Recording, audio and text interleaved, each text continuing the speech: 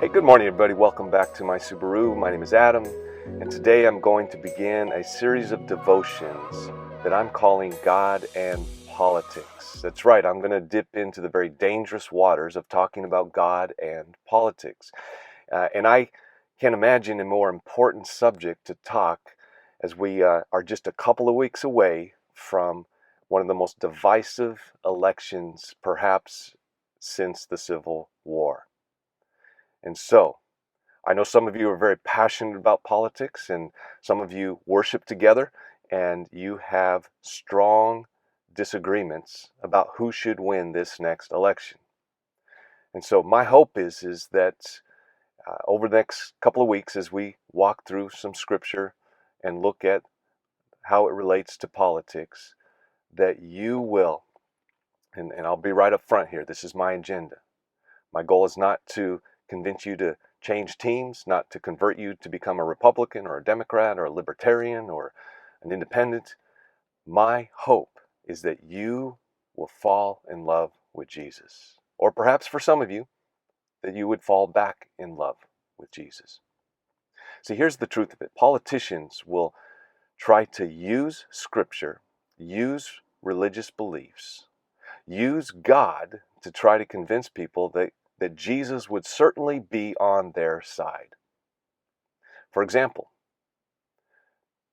Jesus is always right. Certainly he would be right. Certainly he would vote right.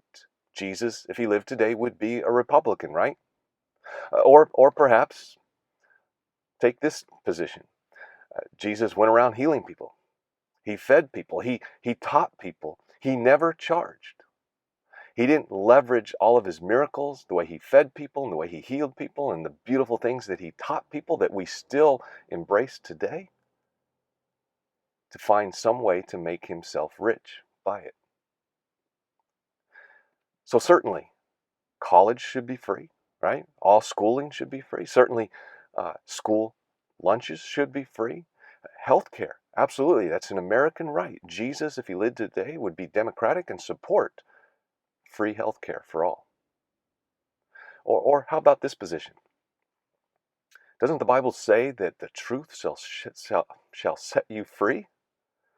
And didn't Paul teach that we are to live quiet lives and to work hard, and that the government should stay out of our lives individually and corporately?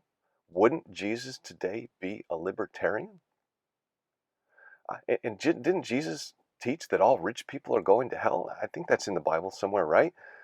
And didn't the early Christians, the wealthy ones, didn't they sell their land, which had been in their family for generations?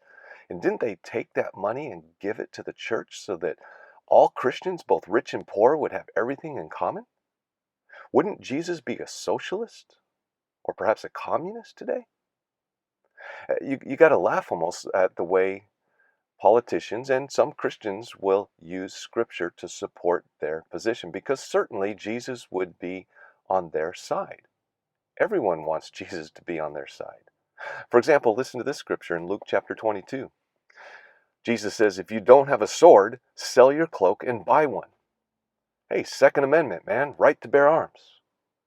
But what about this verse in John 18? Wait, Jesus tells Peter to put his sword down. See, here's the truth. No matter where you stand on the political spectrum, you can probably find a verse that would support your position and your stand. But let me tell you something about Jesus. Jesus did not come to take sides. He came to take over. But it starts with him taking over your life. So do you tend to see the world, do you tend to see politics through the lens of faith? Or is it the other way around? Do you tend to see faith through the lens of culture or the lens of politics? See, my hope is over the course of these devotions, over the next couple of weeks, that you will begin, if not already, develop a healthy biblical view of the world. And so, with that said, may the Lord bless you May the Lord keep you. May the Lord make his face shine upon you, Republican, Democratic, Libertarian, Independent. And may the Lord turn his face towards you and give you peace. God bless you guys. I'm looking forward to digging into this a little bit. And I invite you, if you have questions, if there's things that you want me to address specifically, then please reach out to me and let me know. And I'd love to be able to do that.